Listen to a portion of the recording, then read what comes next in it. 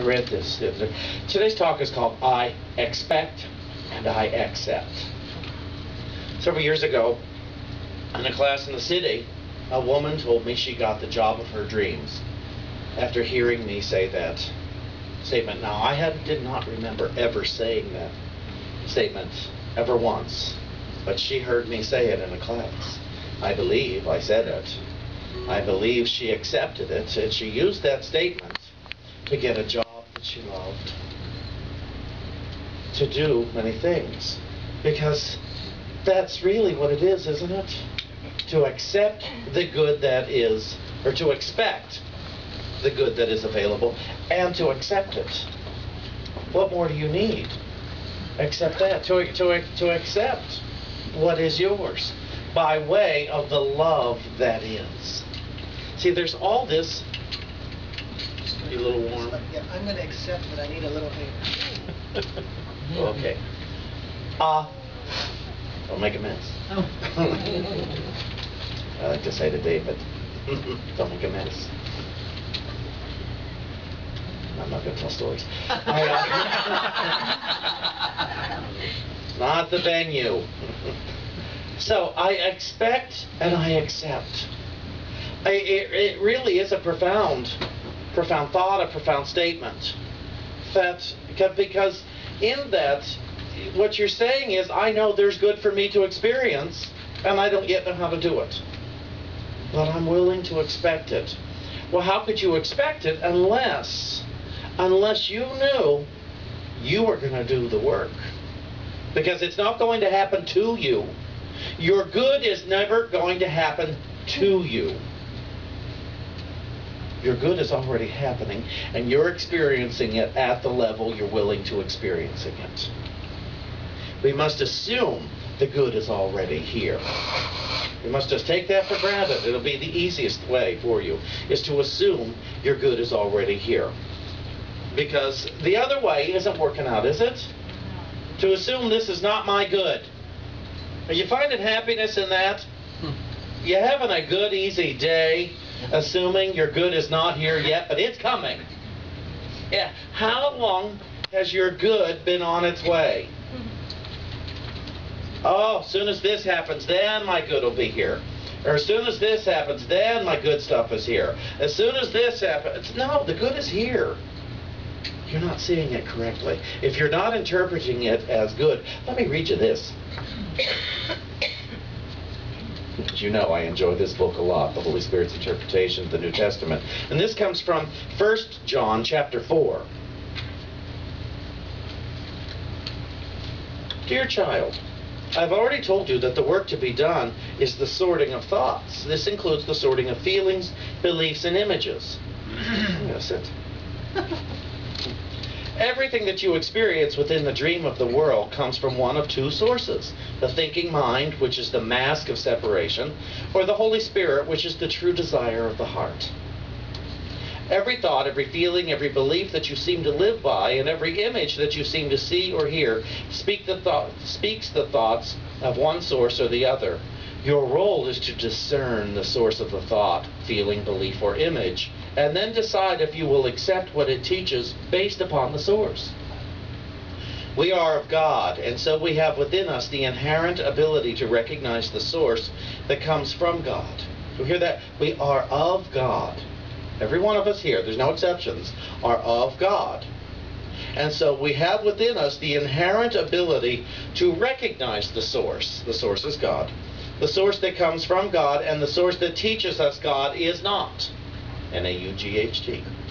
You must only feel within the presence of your awareness the message that you are considering now, and the feeling you know within will tell you which source you are considering now. The feelings of peace, acceptance, trust, and joy witness to the true desire of the heart, for the recognition of this desire brings forth the feelings of recognition. If a thought, belief, or image is not aligned with the true desire, the feelings within will not be the feelings of recognition. They will be fearful feelings, such as guilt, hatred, and feelings of death. When these feelings are upon you, you are looking at a source that is not true. You may rejoice in the recognition that because it is not true, you may simply lay it aside. The awareness of God looks on nothing that is false, so that all that is false need not be looked on by you. Love is all there is. This is a fact you may put your faith in. When any thought does not feel like love, you may put it aside as false. Thoughts that are not love are thoughts such as these: lack, limits, competition, victimhood, personhood, strife and fighting, sickness, death, rage, sorrow, helplessness, hopelessness, control, and loss. Do we identify with any of these? Put them aside. At least for this moment. Put all of those thoughts aside. Now they're in your mind. How are you going to put them aside now that I've awakened them in you? Yeah. I've awakened them so you can consciously say, oh, I don't need you right now. Oh, I don't need you right now. I'm going to listen to what Sean has to say right now. I'm going to put those aside. So, these are thoughts that imply separateness. This is why you set them down, because you don't need your separateness thoughts right now. And separateness is illusion. That's why you don't need separateness. It's illusion. It's not reality. So these thoughts, and thoughts that seem like them, are not the thoughts of love. They are false thoughts of illusion. God is love, and love is everything. The thoughts of everything are these: acceptance, joy, gratitude, peace, and welcome. There is no resistance in love, because love is everything, and everything cannot be resisted by that which it is. So, here, remember, we are a Unity Center for practical spirituality. We need to be able to use this stuff practically, as I say, instead of practically using it. You know, imagine to apply this stuff in every area of your life without exception. I know it's tough stuff, but it's only tough stuff because some of us are in the habits. We've got some habits of thinking other thoughts, of justifying our lack, justifying our victimhood, justifying our fights, justifying what's wrong in our mind and our thoughts. But that's okay. Doesn't make it real. Doesn't make all that stuff real. Does not make sin, sickness, and death real just because I think it is. It's the same way I will not change truth one iota by understanding truth. Truth is true. And my understanding of it does not make it so. God is God, and my understanding God does not make God what God is. God was God before I thought of God. Yes? Sean, I'm not disputing what you're saying, but I would just like to learn from what I'm going to ask you. Okay. Response. When a person has a physical condition that affects their mood, or the treatment for it affects their mood, how do we stay in this higher level of vibration to manifest prayer, joy? Prayer, willingness. Willingness. The mood is illusion. The mood is the result of a thought that created a condition. And there's no point in beating yourself up. The best way I know, love, love, love, love, love, love, love, love, love. When those moods come in, when those arguments come in, when all that stuff comes in, love, love, love, love, love, to remind yourself of what is rather than what is not. It is so easy to tell ourselves, oh, but I have this condition, and I have this, and all this poor person over here has cancer, and this one over here. You know, a friend of ours died a couple of weeks ago. He had, just before New Year's, he had 47 years old, and he is for an aneurysm. Well, I could say, what a terrible tragedy. Or I could say, okay, I don't understand this, and I'm not going to decide what it is. This is his good. Because believe me, if that's what takes place in me, that's my good. So I can't have an exception over there, that poor thing. Since when did death become bad? People have been doing it for a long time. They've been doing it for a whole long time. As I've reminded so many so often, how many of you pick up the obituaries every day to cry over the people you don't know? Really? You know, get out. And the people I don't like, get out. Oh, the grandma shouldn't go. And the people I love shouldn't. That's too soon. Because I'm the judge and the jury. And That's what creates those moods a lot of times. That's what creates those conditions. Me thinking that I'm the judge and I'm the jury of what's going on. We're not created so much in God's image and likeness as God is created in ours. And when we become willing to set down that illusionary image that we have created of God, then we'll start to come into some understanding of what God is.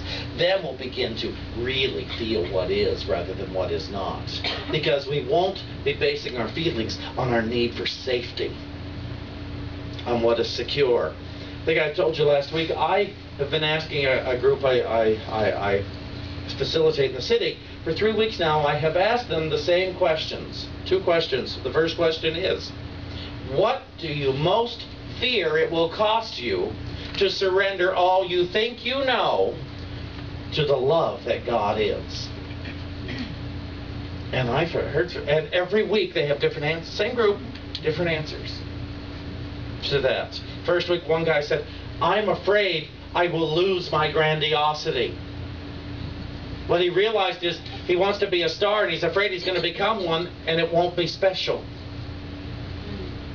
If he surrenders what he thinks he knows, he'll just be someone in service, doing it all. But part of that ego thing that says I'll somehow still be separate and better, and I'll feel the superiority, and I won't get to feel that anymore. I won't get the satisfaction. I'll just be good. What was the question again? Oh, what do you most fear it will cost you to surrender all that you think you know to all the love that God is? Somebody else said she was afraid she would lose her safety and all of her boundaries.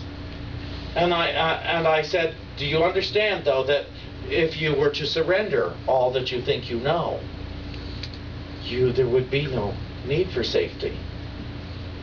There would be no need for these boundaries because there would be no one to hurt you. It would not be possible to hurt who you are. Because the second question that I ask them each time is then, what do you think you most have to gain by surrendering all that you think you know over to the love that God is? So what we get to witness is our insane thinking in one column and what we hope to be true in the other column. And our insane thinking, all the stuff we're afraid to give up, that we are afraid that surrendering to the love that God is, surrendering our illusions to the love that God is, we're so afraid we're going to lose. We're afraid it's going to cost us something that we dearly love. And so what it tells me is we love our problems. We love our drama. We love our lack. We love our victim. We love our sickness. We love our sin. We love our death. We love our opinions. Because we're terrified that we're going to